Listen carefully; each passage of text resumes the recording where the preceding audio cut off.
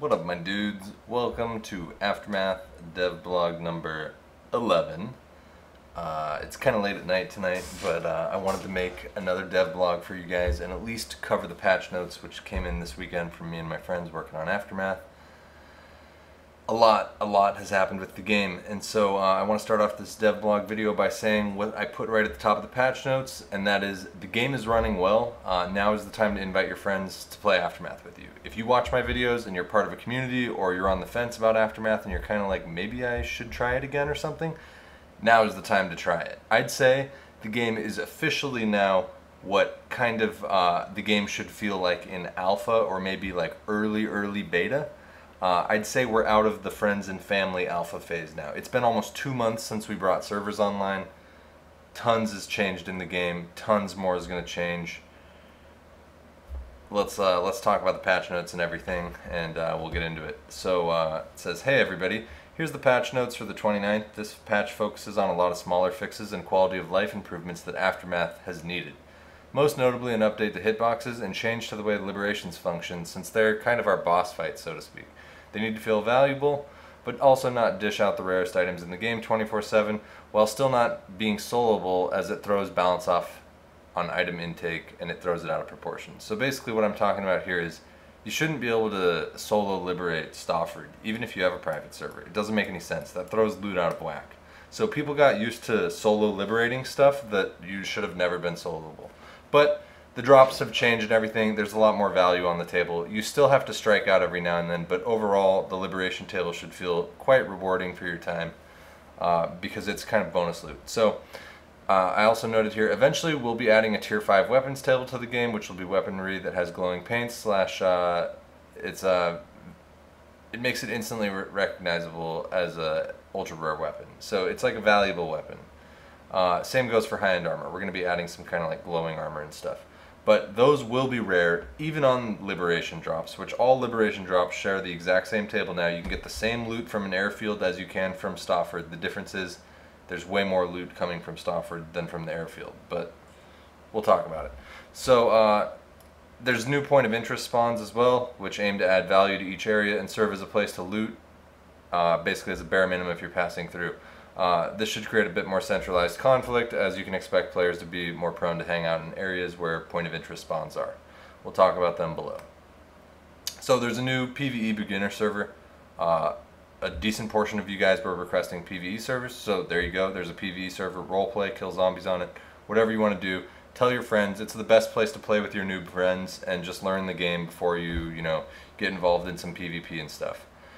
So one PvE server has been added for new players to get the hang of roleplay and PvE.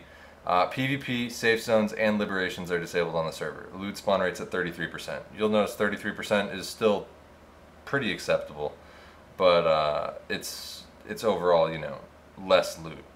You shouldn't really be playing on these servers unless you really are just role-playing or you're new. Don't expect to be looting up hard there. There's no liberations anyways, so, not very good drops. Legendary accounts, we fixed the bag command, so when you type /bag, even if other players weren't around you when you activated the bag command, new players in and out of the server, etc., will see you as no longer wearing a backpack. So if you want to show off your shirt, etc., one of the biggest things for the game is the new hitbox updates that we did. So we finally figured out how to fix the hitboxes, so we have a brand new player hitbox, which should result in some pretty amazingly smooth firefights now. And the name tag issue's been fixed as well. I mean, feel free to try it, go behind a wall, crouch, etc. Hitbox issues are fixed, so I want to say Aftermath might have some of the smoothest PvP out there of any of these open world games. I mean, Aftermath is feeling really good. So let's talk about liberations right now. Liberations now share the same high-end loot table. The difference between liberations is now the difficulty and how many items you'll receive from the liberation. It's possible to receive a generic key from liberation drops now. It's rare, but it's possible. Zombies are no longer asleep around liberation areas, which makes it a lot easier to wrangle zombies. Finding sleeping zombies was always tough, so now no zombies are asleep there. Liberations have a 2-hour cooldown, after which they can no longer be liberated again. This means that you can't just chain liberations, and the reason this changed is because the liberation loot comes quickly now. So generators also now break down again after 30 seconds if all generators in the area are not repaired. So if an area has 3 or 4 generators, they all have to be repaired at the same time within 30 seconds of each other, or they all break. It's just part of the new mechanic that makes it so a 3-generator place cannot all be repaired by one player. You have to get a team, and there's enough loot for a team. So military bases and solo areas, you get 2 rare items over 10 minutes, and the airport gets 3. Looting, it's 2 players, 60% of zombies killed, 6 rare items over 15 minutes. So I mean, if you can do the math, you can figure out how many rare items a minute you get for your work. 3 players, 65% of zombies at cost fail, you get 12 rare items over 24 minutes. And Bamberg is 3 player, 70% of zombies killed with 16 rare items over 24 minutes. There's obviously more zombies in each of these as they get tougher and tougher. And then Stafford is a 4-player liberation. It requires you to kill 75% of the zombies, repair 4 generators, and you get 25 rare items over 30 minutes. So that's 25 rare rolls for you and your group. Now, what you want to do with those loots, up to you. Quality of life improvements and fixes are as follows. You can now equip 2 primary weapons at the same time, meaning you can have a shotgun and a rifle, or a sniper and a shotgun, sniper SMG, rifle SMG, whatever. You can have a primary and a secondary as double primaries. So should really change up PvP and give people lots more options. We managed to find and fix the problem with VoIP, so you can now talk to each other in game pressing T. The exploit where you could spam crouch to silently move, we fixed that too, because you guys are clever little fuckers that try to sneak around sneakily fast. So we fixed that, so no sneaking up on Bambies ninja style. You gotta move at the slow crawl speed anyways, or crouch speed. Med kits and simple bandages healing you when at full health. We implemented a check to make sure that, you know, if you're at full health, do not use it. Because previously it was attempting to cure other ailments that you might have had, like stamina, etc.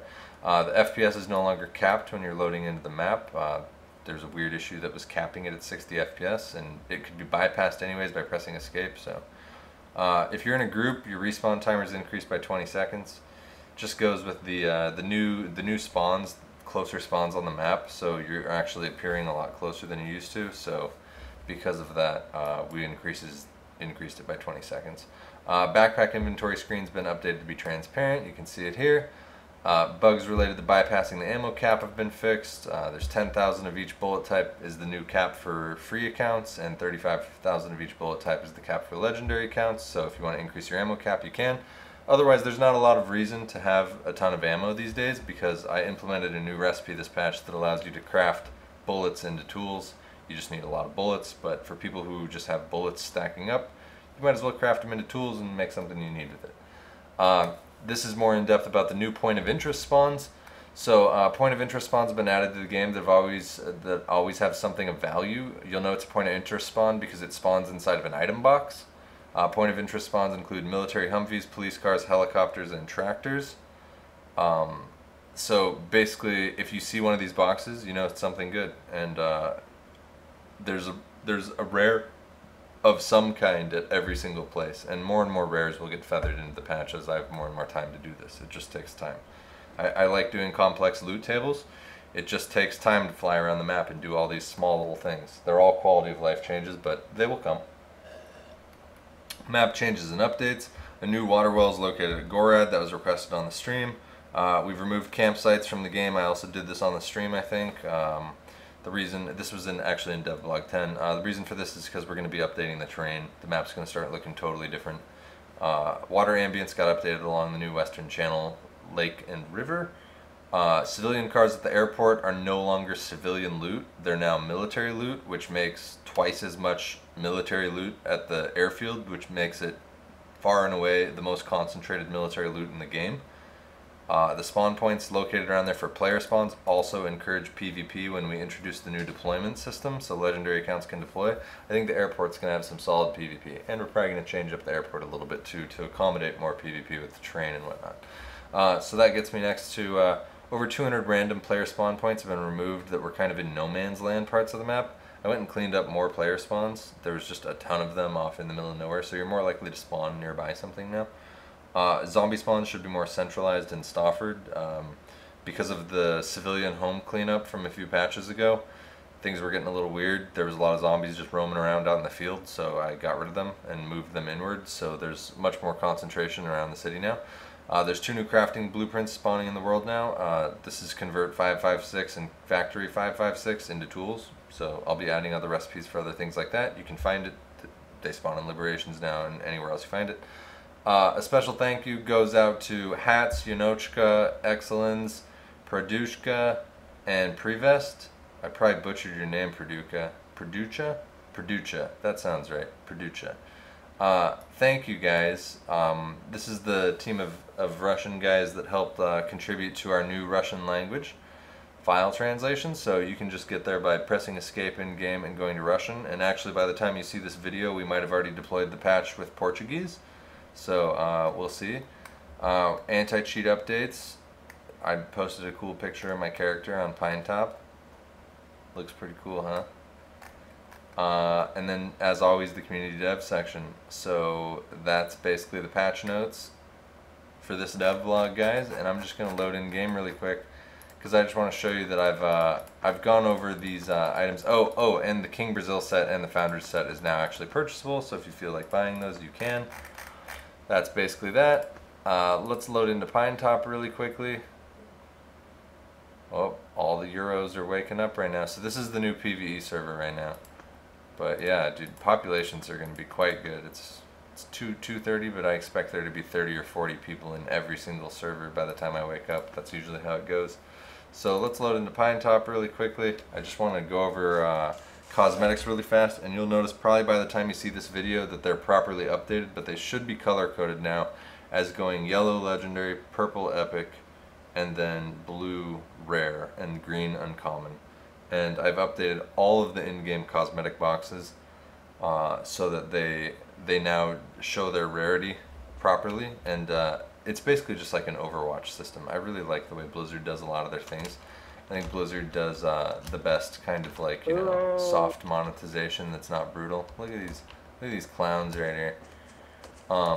And so let me just show you guys this. Hello, Artemis. Oh god, everyone's gonna start talking to me. So check it out in Gunskins. So this one will be yellow, this one will be purple, and this one will be blue as it already is. But the patch isn't in yet. So since I'm just on regular client, you guys can't see it yet. I've introduced all the glowing cosmetics that were previously in the game, so they're all now visible at the top of the box. And as well, I've also organized them all. So look, all the shirts are in order, all the pants. The same goes for gun skins, proper qualities. So you guys just can't see what it is, but this would be legendary. It's all uses the same uniform stuff. Basically, there's more rare stuff in this box, more rare stuff in this box, but they're not in the game yet. And then basically the Got Gun shirt, the Nobunaga, the Night Stalker pants, everything's in the game and everything's nice and organized now.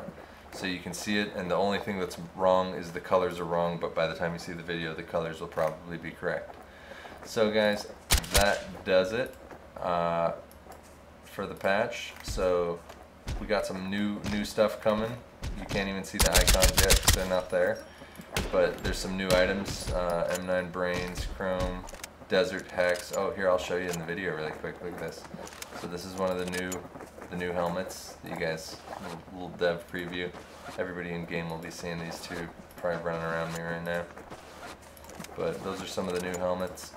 So I'm rocking the Rainbow Unicorn.